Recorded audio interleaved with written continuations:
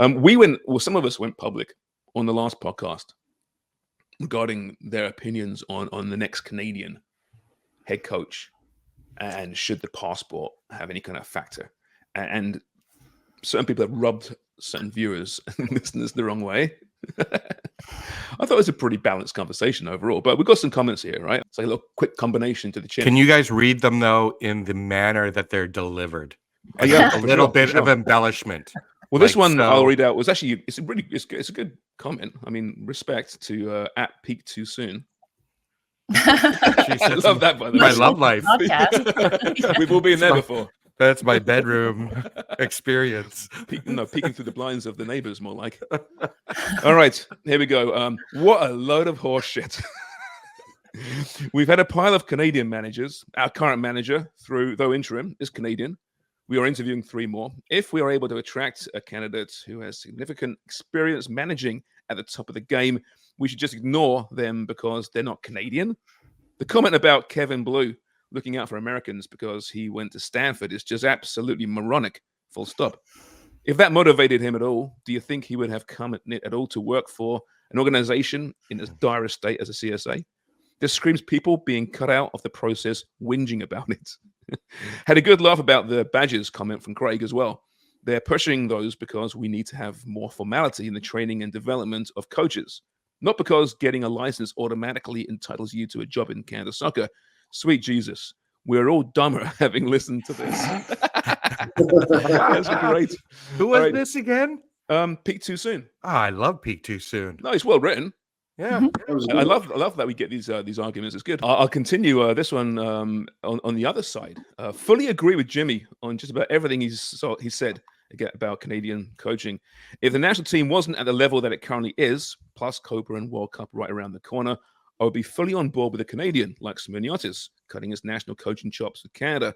Dazovic is a great example of Canadians not getting a shot of coaching. How have no Canadian Premier League teams given him a shot as a head coach? So it kind of went back and forth, different kind of opinions. But generally speaking, they were criticizing Craig and Jimmy, which I thoroughly enjoyed. Any response, Jimmy, Craig, in retrospect, having time to let your comments percolate over the last 48 hours or so? I think they make some good points. I do. Which points? Like, why would they want to watch this? I love that's what stood out for you, Forrest. Oh, well played, Craig Forrest. Everything else is a blur to Craig, but he heard that part. It's a very valid point. Yeah. Well, it's a touchy subject, this Canadian coaching position, isn't it?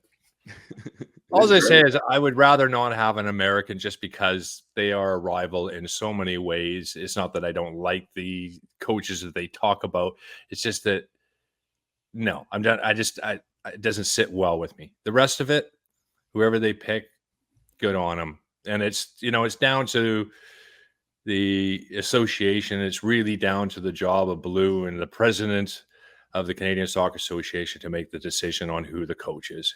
It's up to them. That's their job. It's not our job, and good luck on them. There's a lot of pressure for them picking whoever it is, and hopefully they pick the right person. But it's our job to give opinion, though, right? And to hold them accountable as well. That is our job, right or wrong. I'm not saying who's got the right argument here. As serious journalists, as serious sports journalists. Yes, to hold them serious account. sports. Be journalists. We're not journalists. I think that the argument, it kind of goes back to that old chestnut of an argument. Should national team managers come from that country? Should they be part of it? You can't pick an American for Canada unless he has the passport. He's only played 2 games in the FIFA friendly. Anyway, enough of that. But should it be a Canadian manager managing Canada and America? Should it be an Englishman managing England? That old argument. When Sven-Göran Eriksson was hired as England coach, he was hammered by a big nationalistic part of that football population.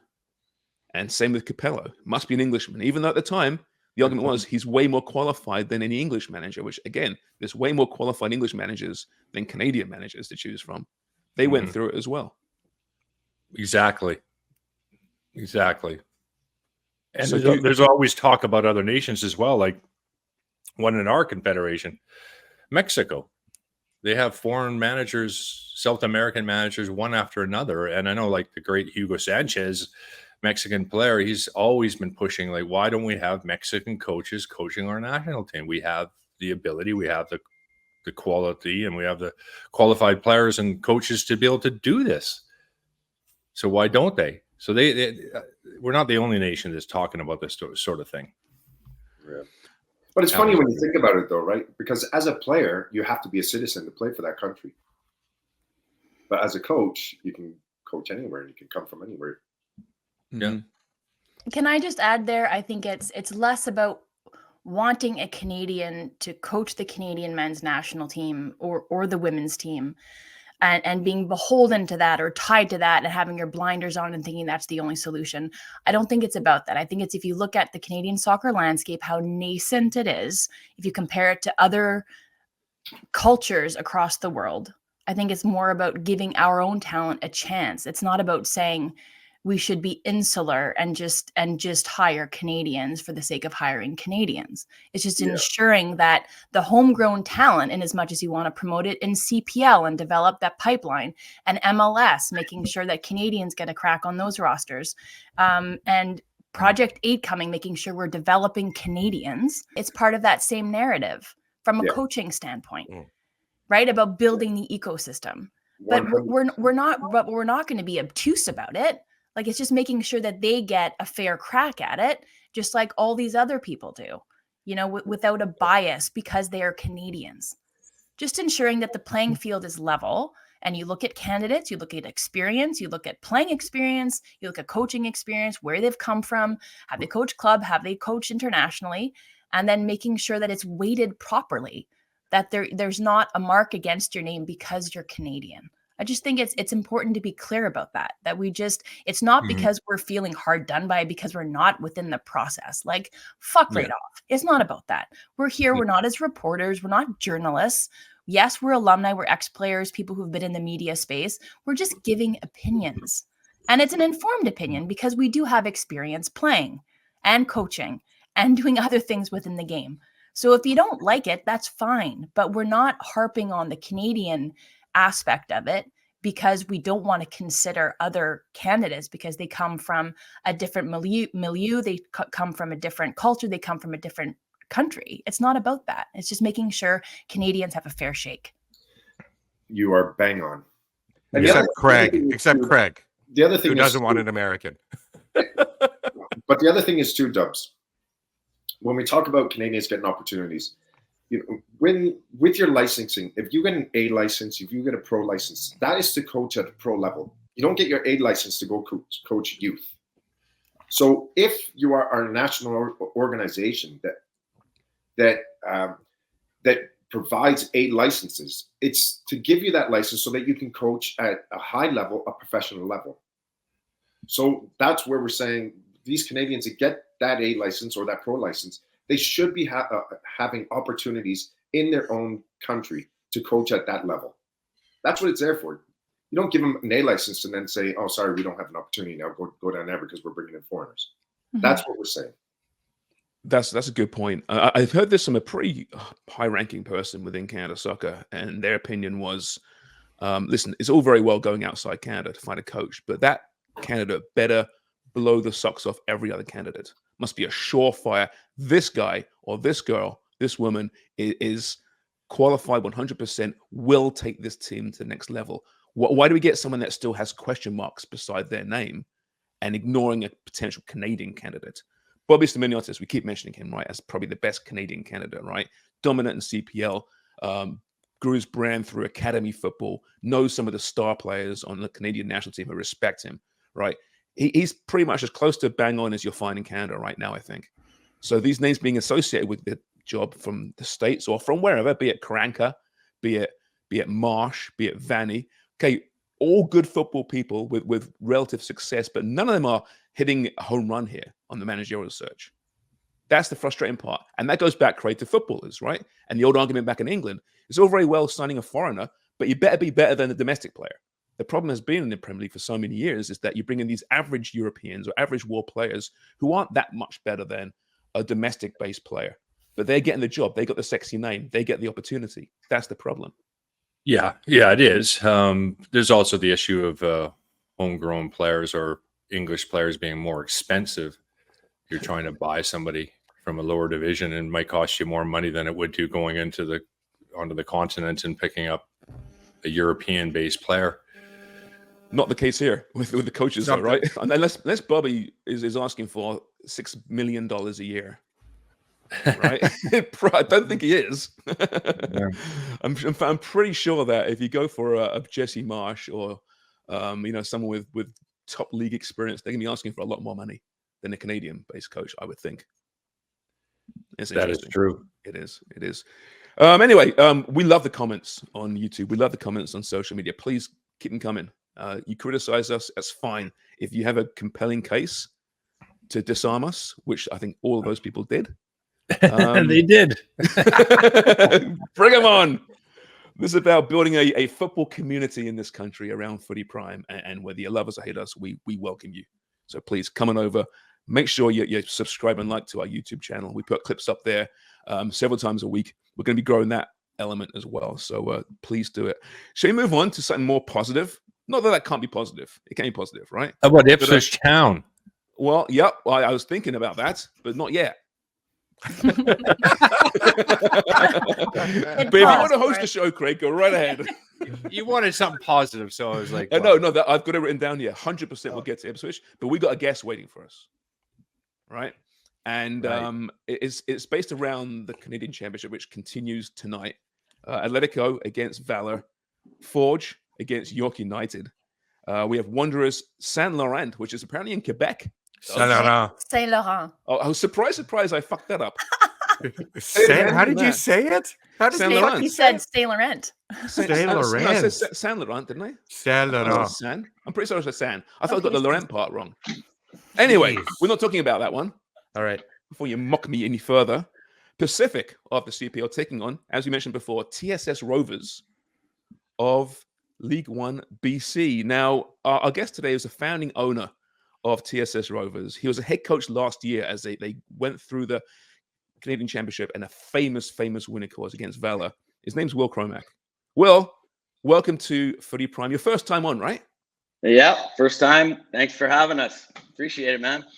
Hey, listen, we appreciate you coming on. We love the TSS Rovers story. It's incredible. A supporters' own club.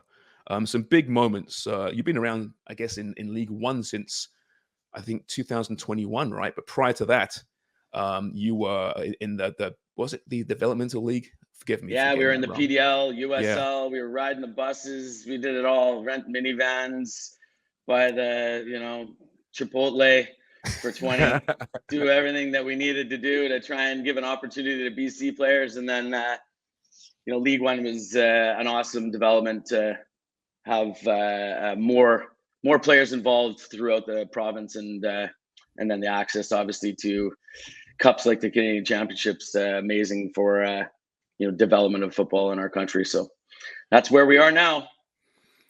And you're Will, back do you think in the long run? I mean, looking at this Canadian team in the past, and so many players being from British Columbia, and there really isn't that many, certainly percentage-wise, as there used to be. Do you think this will help the development in that regard, as far as potential players for our national team, by doing what you guys are doing at the Rovers? Well, actually, that was our original goal. I mean, Right. we're not talking about a low percentage. We're talking about a nil percentage. When we actually look at the men's national team, the women, unfortunately, decreasing, not increasing.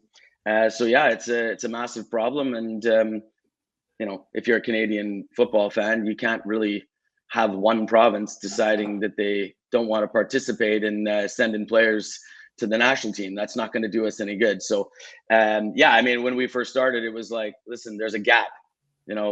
Whitecaps, Toronto, Montreal, it's too high. We need to fill the layers in. And for most of our people that we talk to, I mean, we're looking back. When we look back 100 years, we're at the time when, Everton and Liverpool were friends that hated each other and started a different club. That was 120 years ago. This is where we are today. We're not going to be around to tell those stories, but that's actually where we are. So you have to have a reason. and our reason was Canadian footballers being given a shot, being given some opportunity. And we started by going up and down on shitty buses and minivans to give a shot, because we thought it was the right thing to do. Like James was just talking about, people maligning you if you are doing something. It's good. We didn't care. Hate us. At least you're caring about something. And we were up and down. So when League One came, yeah, that is absolutely the focus, is to get more younger players in with some exposure, and then get picked up by whatever the layer is above. So what's the ambition for this club? You've been run so well from day one. Supporters, have such a role in the club.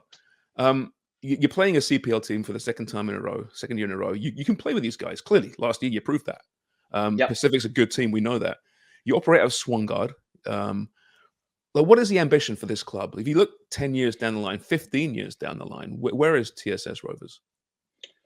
Well, I mean, I would say that we've met our ambition as it existed, is to exist, to be an opportunity to push players on. We wanted supporter ownership because we felt culture was one of the missing pieces in our country, as opposed to the business of football. Obviously, we need to be smart about the business of football, but the reality is supporter ownership, supporter involvement, the alignment of players to supporters, so that they feel, when they're not doing well, they feel the pressure, which is a developmental side to it as well. And then I just think as the layers build,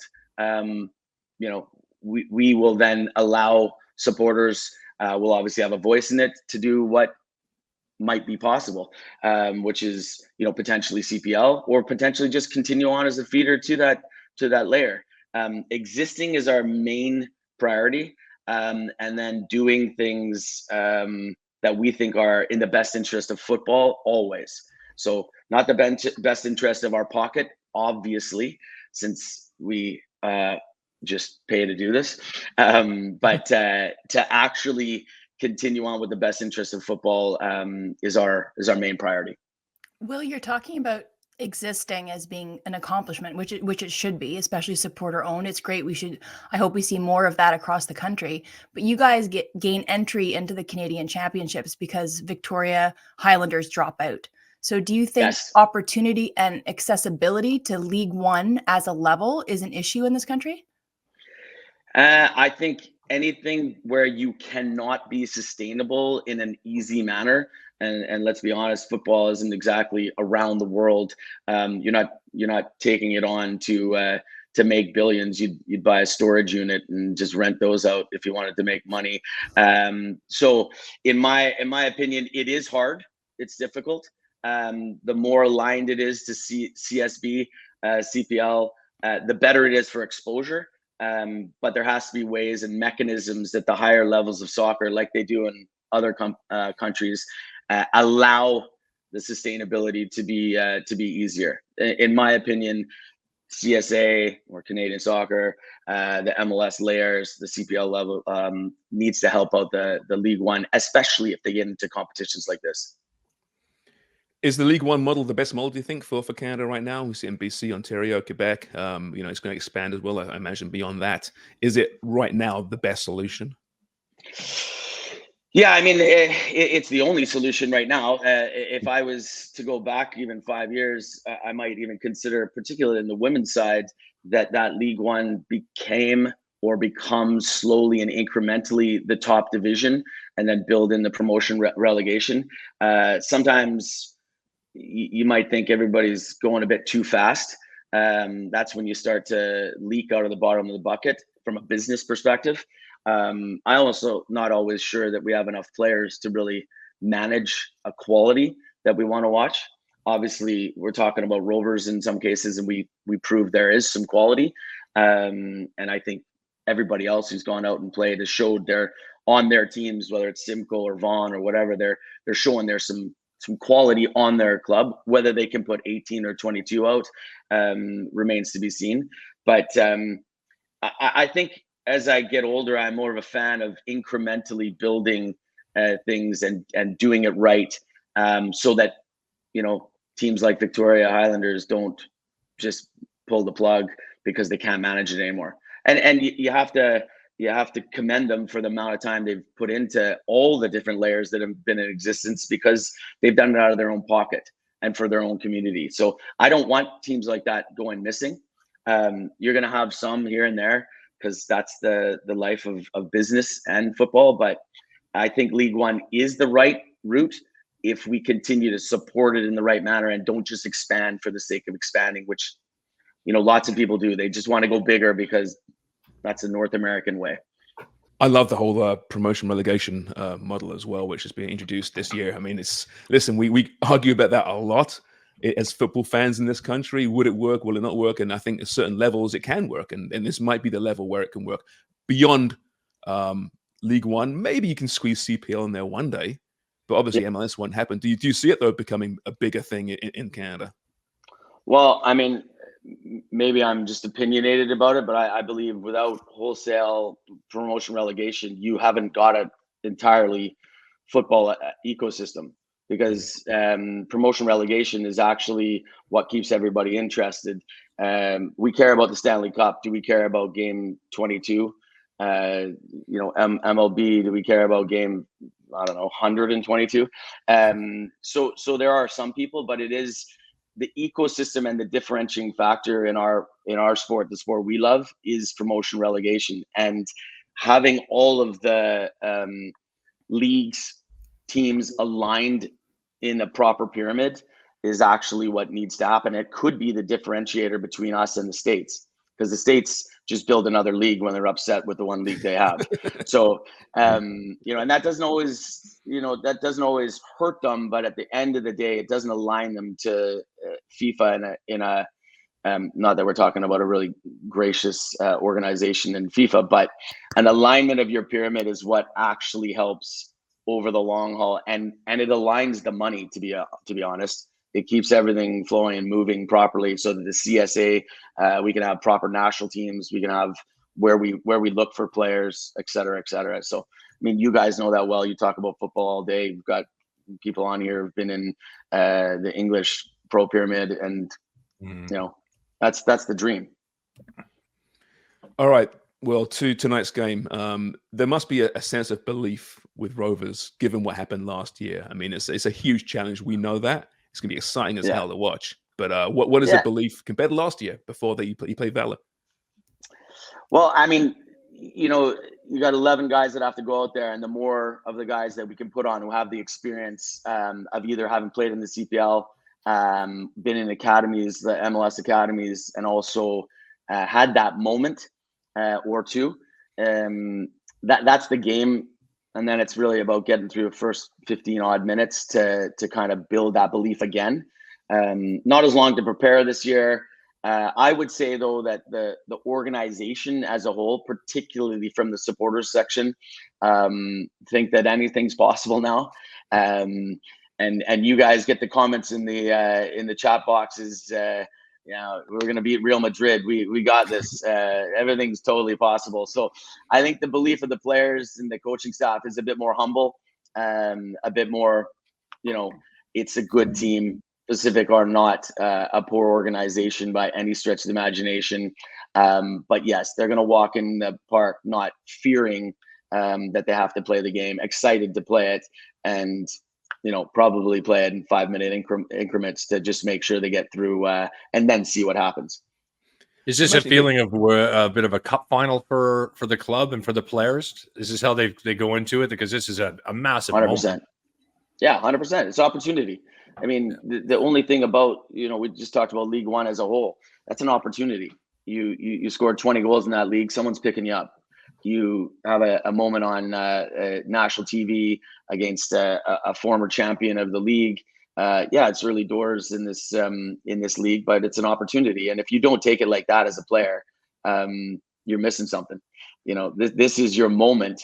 So it's like Wembley Cup final. This is big time. So, and last year, I would say some of them were disappointed. They put a show on in some places and never got picked up. So, it's a big opportunity again, and that's how you have to take it. Have you seen the supporters grow over the last number of years? I mean, especially after last year, you guys had great success. how's the awareness there? Is there more people that want to get involved and maybe invest into the club? Yeah, and I think the thing that is more interesting is when we were going up and down the coast in the States, there wasn't an access to see us at all the times. And so what happened is we didn't have a rival. And as you guys know, Jimmy, if you have a local rival, which almost everybody in England is at some point, you got traveling supporters. What happened is we became, let's call it a benchmark without being arrogant. We're doing this, you should do this too. Bigger flags, more of we hate you. We're going to go against you because we're the team on the north side of town now, or we're the team from the island. And that's really cool, because now you have not only do we have people who want to purchase shares just to support us from all over Canada, by the way, just to support the idea of supporter ownership. What you have is you have other organizations going, hey, that's cool.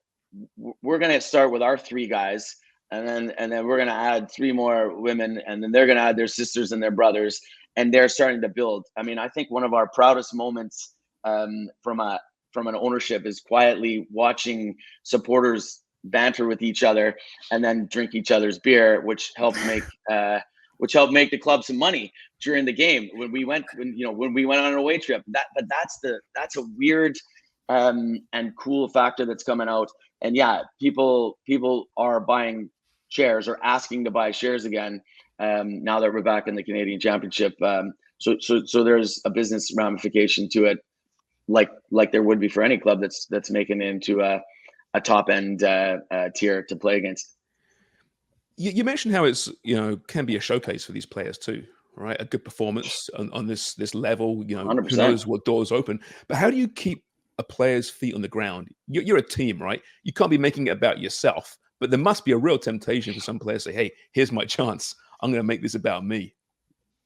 Well, James, when you have to go after training and pick up a whole bunch of bricks and put your hard hat on, and then or go back to class, or go to the basement suite at your mom's, it gets easier.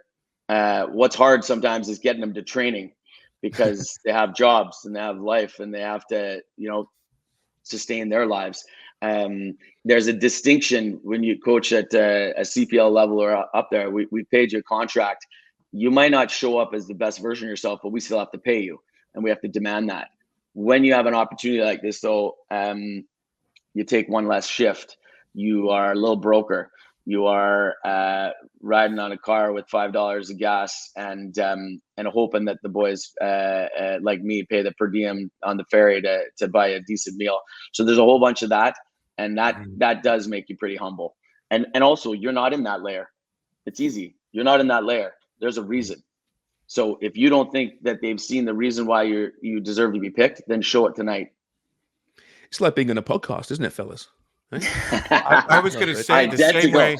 I was going to say with the same way Will is looking at TSS Rovers and they're saying it's big time. I think that's how Will feels right now. He's getting a tryout. This is a tryout. Yeah, that's very good. I'm desperate for some more jobs I pay to do. Listen, one of us is being fired after today's show, so there might be a spot open. Before we let you go, Will, let us know that you mentioned the ability to buy shares in the club. Can you give us information where someone who might be interested in being involved in Rovers can get that information? Yeah, well, we'd closed it, and then we were going to open it up at some point, and just go to tssfc.ca, and in the next 30 days, we're thinking of reopening a share offering for about 90 days. Shares are $265. I think you get a t-shirt and a scarf as well. The intention of it is real ownership, meaning you actually get a real share certificate.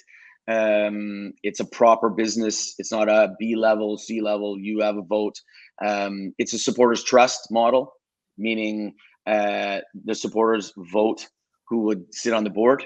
If we decide to do something silly and, I don't know, get a tobacco company to sponsor our jersey, something along those lines, they can vote us down. Nothing like that has happened yet. Sometimes But you're open to any kind of offer. Yeah, exactly. Yeah. Go slumming, Will. Go slumming. We've had those meetings, and we never get to a vote because it's always at a pub. So we're thinking of having our meetings at more sort of institutional places in future. Having said that, it's it's available, and it's wonderful to have people have a voice and tell us what they think, and take that into consideration.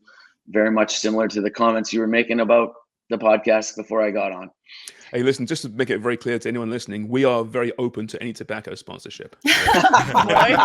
Footy Prime brought to you by Marlboro. I'd love it. It'd be amazing. Please, we have no ethics or morals whatsoever. Well, listen, thank you so much. Listen, we're big supporters of the CPL and want to see them do well in this championship. But man, to see a League One BC team do well is incredible as well. So good luck tonight. Let's hope for a great match. Yeah, thanks, guys. Appreciate having me. See you guys. Cheers. Good luck, Will.